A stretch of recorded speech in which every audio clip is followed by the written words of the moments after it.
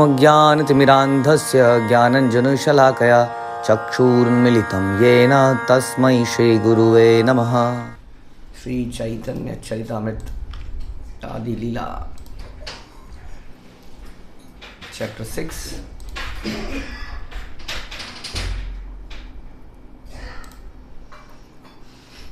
Prayer संख्या 13।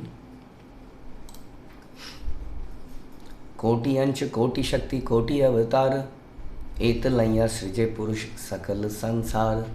महाविष्णु अपने कोटि कोटि अंशों, शक्तियों तथा अवतारों से संपूर्ण जगत की सृष्टि करते हैं।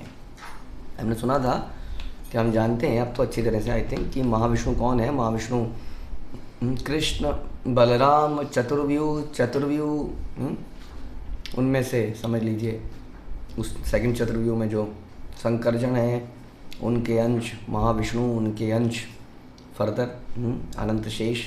तो ये जो महाविष्णु हैं ये फर्दर अपने और एक्सटेंशन बनाते हैं। हमने सुना था गर्भोदकशाही, कारणोदकशाही।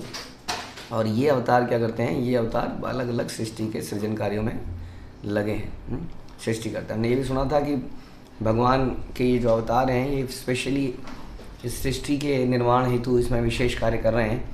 बेसिकली हमारे लिए कार्य कर रहे हैं निरंतर, ताकि हम जैसी जीवात्माओं को एक प्रकार से इस बद्ध जीवन से मुक्ति मिल सके, भगवान के नित्य दास के रूप में हम फिर से स्थापित हो सकें। इसलिए भगवान एक तरह से साक्षात नारायण रूप में सृष्टि का पालन कर रहे हैं।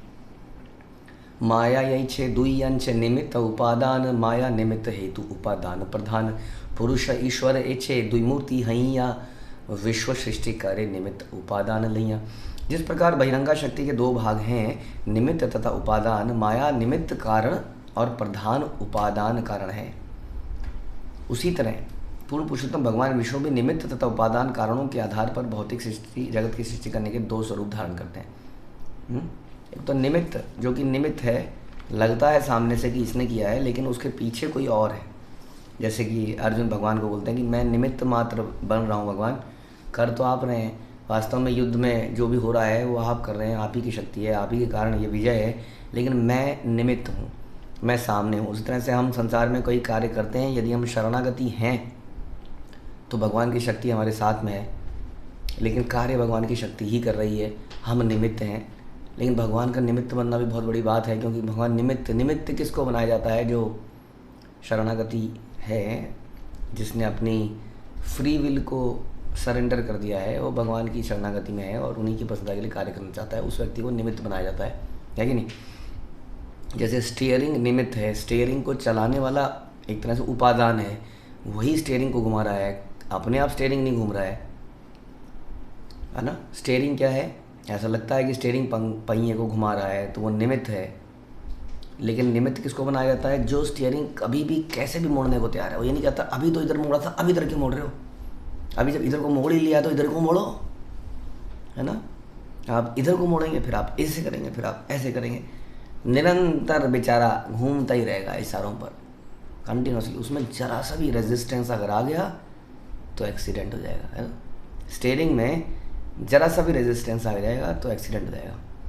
तो we should become like a steering, जिसको कहीं भी घुमाया जा सकता है, देन तभी हम निमित्त बन पाएंगे भगवान के, है ना। जब हमारी अपनी प्रेफरेंसेस, मेरी हॉबीज़, मेरी पसंद, मेरी नापसंद, ये मुझे अच्छा नहीं लगता है, ये मुझे अच्छा लगता है, ये रेजिस्टेंस है ना।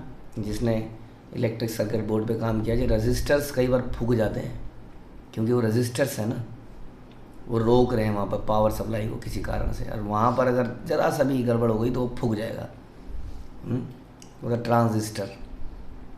तो हमें क्या बनना चाहिए, हमें ऐसा प्रयास करना चाहिए, हम शक्ति को चैनलाइज करके आगे, भगवान से शक्ति आ रही है, उसमें ज़्यादा रेजिस्टेंस नहीं दिखाएंगे तो वो बढ़िया तरीके से कार्य करेगी। तो इसलिए हमें निमित्त बनना है। वास्तव में निमित्त बनने के लिए हमें क्या बनना है, हमें एकदम जैसा घुमाया जाए घूमने के लिए तैयार होना है। जैसे इसका एग्जाम्पल श्रील प्रभुपाद कठपुतली से लेते हैं। सृष्टि का मूल कारण जानने के लिए दो प्रकार की शोध की जाती है। एक निष्कर्ष यह है कि सनातन ज्ञानमय तथा आनंदमय पूर्ण पुरुषोत्तम भगवान इस विराट जगत के अप्रत्यक्ष कारण है और आध्यात्मिक जगत के प्रत्यक्ष कारण है। आध्यात्मिक जगत के प्रत्यक्ष कारण है। तो भगवान इस जगत के अप्रत्यक्ष कारण है। क्यों? क्योंकि लोग सोचते हैं, हमें लगता भी ये प्रकृति सब कुछ कर रही है ना, लोग कहते हैं ना, साइंटिस्ट लोग भी कहते हैं प्रकृति कर रही है, वो डायरेक्ट कारण लगती है, लेकिन वो निमित्त है, उसके पीछे उपादान करने वाले भगवान ही है, लेकिन अप्रत्यक्ष रूप से कर रहे हैं, प्रत्यक्ष रूप से नहीं कर रहे हैं यहाँ पर। लेकिन आध्यात्मिक जगत में वो प्रत्यक्ष रूप से ही एक्टिव है। जहाँ वैकुंठ लोक नामक असंख्य आध्यात्मिक ग्रह हैं और जहाँ उनका निजी धाम गोलोक वृंदावन है। दूसरे शब्दों में जगत दो हैं, भौतिक और आध्यात्मिक। जिस तरह है भौतिक जगत में असंख्य ग्रह और ब्रह्मांड है, उसी प्रकार आध्यात्मिक जगत में भी अत्याधिक बहुत सारे असंख्य आध्यात्मिक ग्रह ब्रह्मांड हैं, जिनमें वैकुंठ गोलोक हैं। परमेश्वर भौतिक तथा आध्यात्मिक दोनों जगतों के कारण है। दूसरा मत निस्संदेह है कि विराट जगत अज्ञात अव्यक्त शून्य से उत्पन्न हुआ, यह तर्क निरर्थक है। हाँ, कहते हैं ना लोग, शून्य से आया। कहाँ से आया? सब कुछ एक शून्य से आया। अज्ञात अव्यक्त शून्य, तो ये निरर्थक है, क्योंकि कोई चीज़ कभी शून्य से आती नहीं है। हर चीज़ को बनाने वाला कोई ना कोई संसार में होता है। ये मोबाइल, ये कैमरेज, ये कंप्यूटर्स, आपकी बाल्टियाँ, आपके पेन शून्य से नहीं आए। शून्य से आए? आपको सब कुछ शून्य से आएगी। किसके गाय के पैसे, क्यों पैसे दें हम आपको? सब शून्य से तो आया है, देने पड़ते हैं ना पैसे खरीदने के लिए। हाँ, लेकिन भगवान से हम फ्री में ले लेते हैं सोच के कि ये शून्य से आया है, ये पेट्रोकेमिकल शून्य से आया है, ये पानी शून्य से आया है, ये हवा शून्य से आई, ये लकड़ियाँ शून्य से आई है, सब कुछ शून्य से आया है। तो ये निरर्थक है। प्रथम मत वेदांत दार्शनिकों द्वारा मान्य है और दूसरा मत सांख्य स्मृति की नास्तिक दार्शनिक पद्धति द्वारा समर्थित है, जो वेदांती दार्शनिक मत का सीधे खंडन करती है। वह भौतिक वैज्ञानिकों को कोई प्रबुद्ध आध्यात्मिक सार तत्व नहीं दिखता है, उन्हें पता ही नहीं है कुछ, सृष्टि का कारण समझ नहीं पाते हैं, पहुँच नहीं पाते हैं, तो हम कह देते हैं कि सब कुछ शून्य है। ऐसे नास्तिक सांख्य दार्शनिक ये सोचते हैं कि ज्ञान के लक्षण तथा असंख्य जीवों में दिखने वाली जीवनी शक्ति जगत के 3 गुणों द्वारा उत्पन्न हुई है। अतएव सांख्यवादी सृष्टि के मूल कारण के विषय में वेदांत मत के विरुद्ध है। वास्तविकता तो यह है कि निरपेक्ष परम आत्मा ही प्रत्येक प्रकार की सृष्टि के कारण है, और वे शक्ति तथा शक्तिमान दोनों के रूप में सदैव पूर्ण है। वो केवल शक्ति नहीं है, वो शक्तिमान भी तो है ना। केवल शक्ति कैसे कह सकते हैं आप? हाँ, शक्ति को धारण करने वाला हमेशा कोई हो सकता है, होता है संसार में, होता है कि नहीं? हाँ, अदरवाइज वो शक्ति रहती है। बताइए, प्रधानमंत्री एक ज़बरदस्त शक्तिशाली पोजीशन है, बट जब तक उस पोजीशन में कोई धारण करने वाला व्यक्ति नहीं आता, वो शक्ति कर क्या सकती है? बताइए, बताइए, सोच के बताइए। भारत में प्रधानमंत्री सबसे शक्तिशाली आदमी है, बट प्रधानमंत्री की पोजीशन पे कोई नहीं है, तो वो शक्ति कुछ कार्य कर सकती है क्या? देश का नेतृत्व कर सकती है वो शक्ति? प्रधानमंत्री तो है जी, प्रधानमंत्री की शक्ति है, कॉन्स्टिट्यूशनल पोजीशन है, इंडियन कॉन्स्टिट्यूशन में बनाया गया है। फिर ज़रूरत है किसी आदमी की? हाँ, उस शक्ति को चलाने वाला व्यक्ति चाहिए। बहुत ज़बरदस्त तलवार है, बहुत ही ज़बरदस्त तलवार है, छूते ही आदमी का गला साफ, लेकिन तलवार चलाने वाला चाहिए। इसलिए ये कह देना कि सब कुछ शक्ति से चल रहा है, शक्ति है, ज्योति है, शक्ति है, शक्ति पुंज है, बट उस शक्ति के चलाने वाला कोई नहीं है, तो काम कैसे कर रही है फिर वो? हाँ, संसार में तो ऐसा कोई एग्जाम्पल कहीं पर दिखता ही नहीं है। लॉजिकली तो हम, अगर आप लॉजिकली बात कर रहे हो तो हम सही समझने का प्रयास करेंगे ना। तो इस प्रकार से उस शक्ति और शक्तिमान पर बात करते थे, कभी अलग नहीं कर सकते दोनों को। यह प्रकट जगत उन परम पुरुष की शक्ति द्वारा उत्पन्न है जिनमें सारी शक्तियाँ निहित हैं। उस परम पुरुष की ये शक्तियाँ हैं, ये अनाथ नहीं है। हम अनाथ चाहते हैं क्योंकि हम भोगना चाहते हैं। हम चाहते हैं कि स्त्रियों का कोई पति ना हो, कोई भाई ना हो, क्योंकि भाई होगा, पति होगा, छेड़ोगे तो खूब पीटेगा। हम चाहते हैं कोई स्त्री का कोई नहीं है। उसी तरह से इस प्रकृति का कोई नहीं है। कोई नहीं है तो क्या है? ये मेरी है। ये मोहिनी जो अमृत का कलश लेके आई है, तुम्हारा कोई पति है? नहीं, मैं तो पति की तलाश कर रही हूँ। ओह, तुम मेरी बन जाओ, उधर मेरी बन जाओ, मेरी बन जाओ। ऐसी शक्ति सर्वनाश लेके आती है। उन राक्षसों का सर्वनाश हो गया, भूल गए अमृत पीना था, उन्हें देवताओं को उनके सामने पिला दिया। तो जो व्यक्ति भोगना भी चाहता है वो भोग नहीं पाता और ठगा जाता है इस मोहिनी शक्ति से। लेकिन इस शक्ति का पति है, इसलिए किसी के हाथ में नहीं आएगी। वे दार्शनिक जो जगत के विषय में विचार करते हैं, वे केवल पदार्थ की अद्भुत शक्तियों को ही समझ पाते हैं। ऐसे दार्शनिक ईश्वर की धारणा को भौतिक शक्ति की उपज मानते हैं। ईश्वर भी क्या है? भौतिक शक्ति की उपज है। संसार में कोई व्यक्ति बहुत शक्तिशाली कई बार हो जाता है, तो उसको बहुत पूजा पाठ करने लगते हैं लोग। ऐसे ही ईश्वर है, कोई बहुत शक्तिशाली व्यक्ति रहा होगा, अल्टीमेट तो वो शक्ति है, उस शक्ति की एक उपज हम लोग हैं। हम में से कोई व्यक्ति बहुत शक्तिशाली हो गया, वो ईश्वर बन गया, वो बन सकता है। कोई भी व्यक्ति बहुत शक्तिशाली बन जाए तो ईश्वर बन सकता है। जैसे हिरण्यकशिपु, हाँ, हिरण्यकशिपु नमः, प्रहलाद बोलो वासुदेव, ओम नमो भगवते वासुदेवाय, नो ओम नमो हिरण्यकशिपु देवाय। हाँ, तो वो शक्तिशाली बन गया, उस शक्ति की उपज, इसलिए वो स्वयं ईश्वर बन गया। इनके मतों के अनुसार शक्ति का स्रोत भी शक्ति की उपज है। ऐसे दार्शनिकों का सोचना गलत है कि जगत के सारे जीव भौतिक शक्ति से उत्पन्न होते हैं। हाँ, और वे यह भी सोचते हैं कि परम निरपेक्ष चेतन व्यक्ति भी इसी प्रकार भौतिक शक्ति की उपज है। सब कुछ अपने आप हुआ है, जीवात्मा अपने आप पैदा हुई है कि कोई एक पर्टिकुलर टेम्परेचर में जीवात्मा कुछ ऐसा हुआ, क्या हुआ पता नहीं, बट एक पर्टिकुलर टेम्परेचर में, एक पर्टिकुलर डेंसिटी में, एक पर्टिकुलर वातावरण में, पर्टिकुलर जल की अवेलेबिलिटी में जीव पैदा हुआ, अमीबा बना। धीरे धीरे से उसने सोचा खाना भी तो है, तो उसने जीभ पैदा करी। धीरे धीरे उसने सोचा आँख भी देखना भी तो है, तो उसने आँख पैदा करी। धीरे धीरे उसने सोचा चलना भी तो है, हाँ, तो उसने चलना शुरू किया। लेकिन कितने दुर्भाग्य की बात है, कुछ अभी भी बैक्टीरिया अमीबिया बने रह गए और कुछ चलने लगे। हाँ, वो बेचारे वहीं क्यों रह गए पता नहीं, उन बेचारों का डेवलपमेंट क्यों नहीं हो पा रहा है। कुछ जानवर जो है, कुछ भालू समुद्र में जाके व्हेल मछली बन गए, कुछ ने सोचा पानी में कब तक तैरता रहूँगा तो वो पक्षी बन गए। लेकिन कुछ व्हेल ही क्यों बने रह गए, कुछ भालू ही क्यों बने रह गए। कुछ बंदरों ने सोचा बंदर शक्ल अच्छी नहीं है, दुनिया बंदर कहती है, चल रहे बंदर, तो ये चेहरे पे बाल अच्छे नहीं हैं, या अजीब सी आँखें अच्छी नहीं हैं, कुछ आईब्रोज होनी चाहिए। तो कुछों ने ऐसा सोचा सोच के वो मनुष्य बन गए। लेकिन कुछ बेचारे बंदर ही क्यों रह गए पता नहीं। हाँ, वो कुछ इंटेलिजेंट बंदर थे क्या जो मनुष्य बन गए, और उसके बाद इंटेलिजेंट बंदर बनना बंद हो गए। हाँ तो ऐसे विचार है हमारे दिस इज़ आवर साइंस।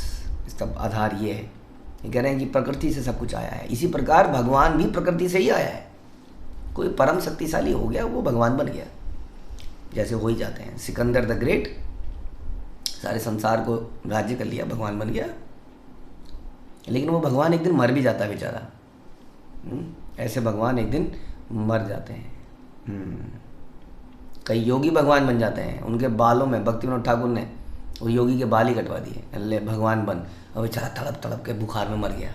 बताइए, ऐसा भगवान जिसके बाल ही हैं बस सब कुछ। हाँ, फिर तो इस्कॉन के भक्त शक्ति विहीन हो जाने चाहिए, हम तो बाल कटाए घूमते रहते हैं, सर पे बाल ही नहीं, तो शक्ति कहाँ से आ रही है इनके पास। कई कहते हैं नहीं जी, जो चोटी है ना, ये चोटी जो है, ये एंटीना है, इस शक्ति को खींच रही है।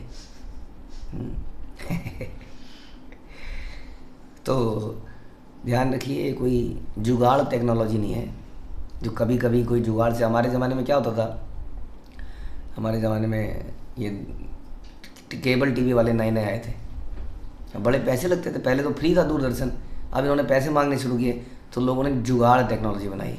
किसी ने टीन टब्बर लगा के ना छत पे लगा दिया, छतरियाँ बनानी शुरू करी, एंटीने को टेढ़ा मेढ़ा करके किसी के सिग्नल खींचने की कोशिश करी, किसी की केबल जा रही है उस केबल में अपनी तार डाल दी।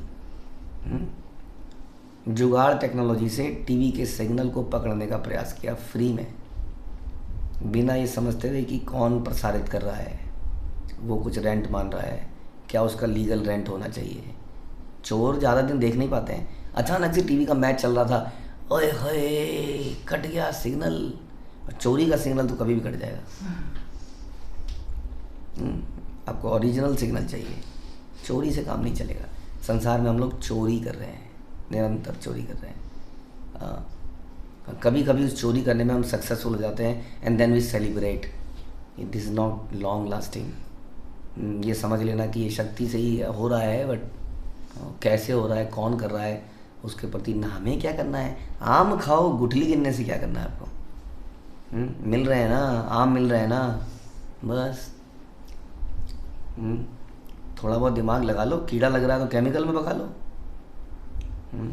दिमाग लगाओ।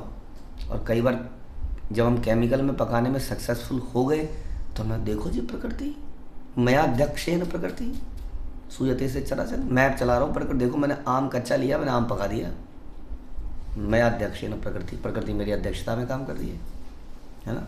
When we exploit, some time when we thief, तो क्या होता है, कई बार हम सक्सेसफुल हो जाते हैं, लेकिन वास्तव में वो टेम्परेरी सक्सेस है। वो एक दिन भयंकर रिजल्ट लेके आएगी, हमारे सामने नाचेगी मृत्यु बन के, तब हमें रियलाइज होगा। तो कह रहे हैं भौतिकतावादी दार्शनिक विज्ञानी अपनी अपूर्ण इंद्रियों के साथ बहुत बहुत व्यस्त हैं, इसलिए वे स्वाभाविक रूप से इस निष्कर्ष पर पहुंचते हैं कि प्राण भी भौतिक मिश्रण की उपज है। किंतु वास्तविकता इसके विपरीत है। पदार्थ आत्मा की उपज है, आत्मा पदार्थ की उपज नहीं है। भगवद गीता के अनुसार परमात्मा या भगवान सारी शक्तियों के स्रोत हैं। जब कोई देश तथा काल की सीमाओं में बंधकर किसी सीमित वस्तु की शोध करता है तो वह सृष्टि के विचित्र दर्शन से आश्चर्यचकित रह जाता है। अतएव वह सम्मोहित होकर शोध कार्य में लगा रहता है। हाँ, यह अनुमान आरोह विधि है, किंतु ज्ञान की तर्क संगत विधि में अवरोह परम पुरुष भगवान समस्त कारणों के कारण के रूप में स्वीकार किए जाते हैं, जो विविध शक्तियों से पूर्ण है, निर्विशेष नहीं है, शून्य नहीं है। परम पुरुष की निर्विशेष अभिव्यक्ति उनकी शक्ति का एक अन्य प्रदर्शन है। तो हम अवरोह विधि को पालते हैं, मानते हैं, जिसमें कि भगवान बताते हैं कि सृष्टि कैसे बनती है, फिर गुरु परंपरा आती है, बताती है ऐसे होता है, ऐसे होता है, ऐसे होता है, ऐसे होता है, तो हमें सब कुछ समझ में आ जाता है। अभी हम क्या कर रहे हैं, अभी हम अणु को तोड़ रहे हैं, तो हमने कहा परमाणु बन गया, परमाणु बन गया, परमाणु बन गया, पता लग गया। फिर परमाणु को हमने तोड़ा तो हमने कहा न्यूट्रॉन, इलेक्ट्रॉन, प्रोटॉन बन गया, उसका फर्दर तोड़ा तो ये पता लग गया। अभी हम आरोह विधि अपना रहे हैं, बहुत बिजी हैं इसमें। हाँ, चला गया चला गया चला गया, यान चला गया, यान चला गया, पहुंच गया पहुंच गया पहुंच गया, वहाँ पहुंच गया, कहीं पहुंच गया था। फिर आसमान में देखते हैं तो करोड़ों तारे दिखते हैं। प्रभु जी, ये करोड़ों तारों को कैसे पता चलेगा? एक विमान भेजने में मनुष्य को इतने साल लग गए, ये करोड़ों तारों पे हम कभी भेज पाएंगे प्रभु जी? पता चल पाएगा? बताइए, कितनी ज़िंदगी चाहिए? क्या उसको इग्नोर करते हैं? कोई बल्ब है शायद, कई सारे बल्ब जल रहे हैं, अरे कौन जला रहा है वो बल्ब को? आसमान में इतने बल्ब, कैसे पता चलेगा? पॉल्यूशन से आपको आसमान दिखता ही कहाँ है? दिखता है? हाँ, मुझे लगता नहीं हमारे बच्चों को पता है कि सप्तऋषि क्या होते हैं। हम तो देखते थे अपने बचपन में, साफ दिखता था सप्तऋषि, अब दिखता ही नहीं है। पहली बात तो बिल्डिंगों के झंझाल में आसमान ही कहाँ दिखता है? मेरे 50 गज के प्लॉट के ऊपर जरा सा आसमान दिखता है मुझे। हाँ, इधर देखूँ तो इधर बिल्डिंग है, इधर देखूँ इधर बिल्डिंग है, दिखेगा ही कहाँ? प्रभु जी, ऊपर गर्दन को आप इतना ऊपर कैसे करें? तो लेटना ही पड़ेगा। अब लेटने का टाइम कहाँ है? अब बताइए, तो आसमान दिखेगा कैसे आपको? और दिखेगा भी तो वहाँ धूल धूल ही धूल है। तो जब दिखेगा तो आप सोचोगे ये चम चम चम चम चम चम चम चम क्या हो रहा है? कुछ तो है। कब हम इन सारे तारों को समझ पाएंगे? तो ये है आरोह विधि, by mental speculation, by research. And हम रिसर्च करके एक एक, पता नहीं कब हमारी कितनी ज़िंदगियों का अंत हो जाएगा, तब तक हम जान पाएंगे, तब तक कोई प्रलय आएगी, वो कागज़ वागज मिट जाएंगे, ख़त्म हो जाएगा सब। इसलिए अवरोह विधि में आज के आज, अभी के अभी, एक दिन के अंदर गुरु को शरणागति करो और सारी नॉलेज ले लो, कैसे ये तारे हैं, कैसे चंद्रमा है, कैसे क्या है, सब कुछ समझ लो। समझ के उस ब्रह्म भगवान की सेवा करके संसार से निकल जाओ। बाकी लोगों को यहीं पर मल त्यागने दो। मतलब तुम मल में से रिसर्च करो, अपने मल की रिसर्च करो। मल को लगाओ दूरबीन के अंदर और देखो मल में, क्योंकि फ्यूचर में मल ही खाना पड़ेगा। मल से ही प्रोटीन है ना। कलयुग के अंत में जो कल की अवतार है उसमें कुछ बचेगा थोड़ी, पृथ्वी अंत थोड़ी उगलेगी। कुछ जरा मरा कुछ प्लास्टिक खा के कुछ मल निकलेगा, उस मल को खाया जाएगा। उसके बाद मल की प्रोसेसिंग होगी ताकि मल में जो नेगेटिव चीज़ें हैं वो हटा दी जाएँ। ऐसे तो कर रहे हैं हम मूत्र को ही तो पीते हैं आजकल। नालों को साफ़ करके पानी की सप्लाई करी जाती है। ये तो सबको पता है। जिस नाले में आपका मल मूत्र जाता है, वो नाले बहते हैं शहरों में से, वो रिफाइन होते हैं एक जगह पर, साफ़ होते हैं, उसी को वाटर सप्लाई करके हम लोग पीते हैं। अपना ही तो मल मूत्र पी रहे हैं। लेकिन ऐसा नहीं था, हम लोग नदियों का स्वच्छ पानी पीते थे। लेकिन ऐसा हो गया हमारी इस डेवलपमेंट की वजह से। यही मान के, इसी कारण से कि हाँ, पदार्थ ही सृष्टि का मूल कारण है। वास्तविकता से पूर्ण रूपेण यह गलत है। यह भौतिक जगत अचिंत्य शक्तिमान भगवान के दृष्टिपात से उत्पन्न होता है। भौतिक प्रकृति में इस परम सत्ता द्वारा शक्ति संचारित होती है और देश और काल की सीमाओं के अंतर्गत बद्ध जीव भौतिक सृष्टि को देखकर आश्चर्यचकित हो जाता है। दूसरे शब्दों में, भौतिक दार्शनिक तथा वैज्ञानिक की दृष्टि में पूर्ण पुरुषोत्तम भगवान की अनुभूति उनकी भौतिक शक्ति की अभिव्यक्ति द्वारा होती है। जो व्यक्ति पूर्ण पुरुषोत्तम भगवान के सामर्थ्य को या उनकी विविधतापूर्ण शक्तियों के स्रोत और शक्तियों के बीच के संबंध से अनजान होने के कारण नहीं जानता, वह त्रुटि करता ही है। इसे विवर्त कहते हैं। दिखता कुछ और है, होता कुछ और है। जब तक भौतिकतावादी, विज्ञानी तथा दार्शनिक सही निष्कर्ष पर नहीं पहुंचेंगे, तब तक वे परम सत्य के वास्तविक ज्ञान से वंचित रहकर भौतिक धरातल पर मंडराते रहेंगे। अचानक से एक दिन कहेंगे, हमने ढूंढ लिया, हमने सारे मलों को दूरबीन पे रखा, बड़ी बदबू आ रही थी, कई साल निकल गए मलों को रिसर्च करते, तब हमें पता चला ये गोबर में कुछ खास बात है। ओहो, ये तो हमें पता लग गया था पहले दिन ही पढ़ने के बाद। कितने मलों की रिसर्च करनी पड़ेगी बताइए?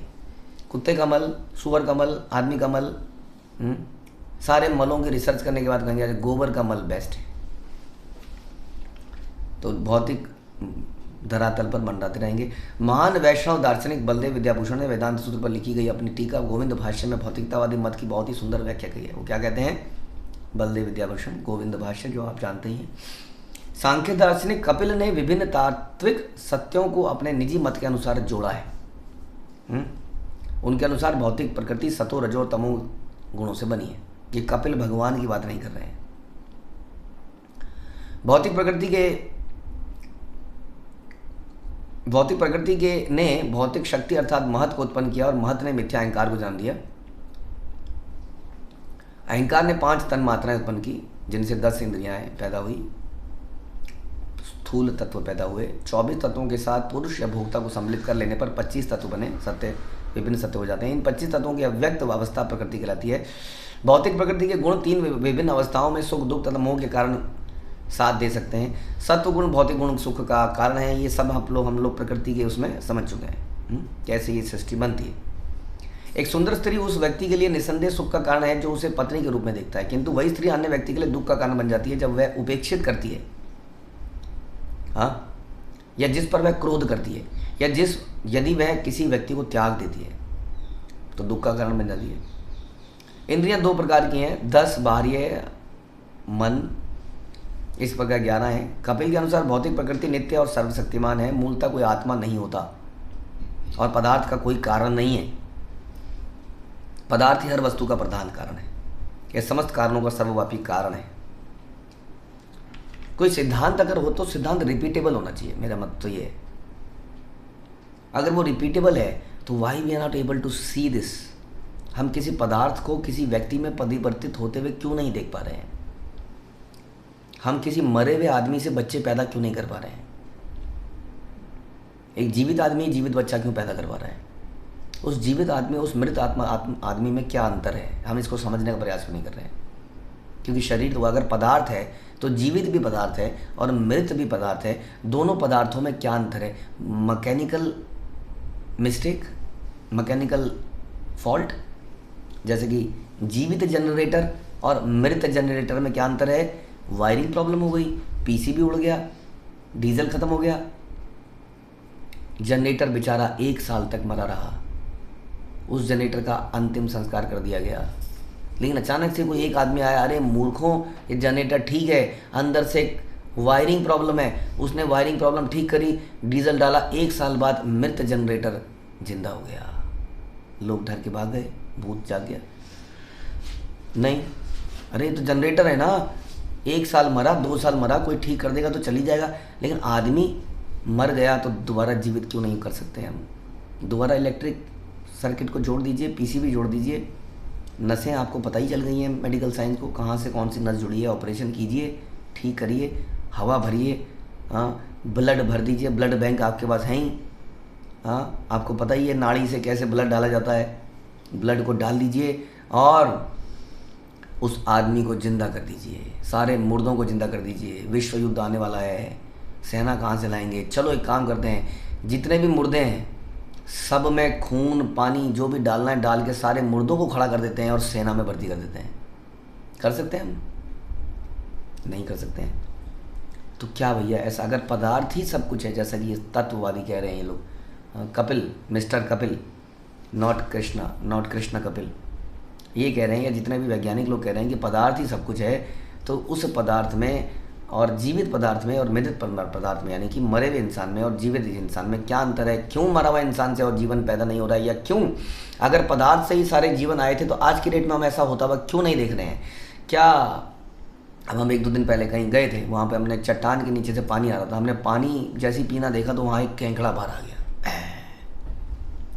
अब जानते हैं उस केंकड़े ने हमें बाद में बताया, हमने उससे पूछा कि आपके माता पिता कौन है? केंकड़े ने बताया ये चट्टान ही मेरी माता है, ये चट्टान ही मेरी पिता है। हाँ, यहीं इसी चट्टान से मैं पैदा हुआ। अगर आप केंकड़े साहब, अगर आप चट्टान से पैदा हुए थे तो चट्टान should in future generate more केंकड़ा। तो हम वहीं बैठ के हमने कैमरा लगाए रखा।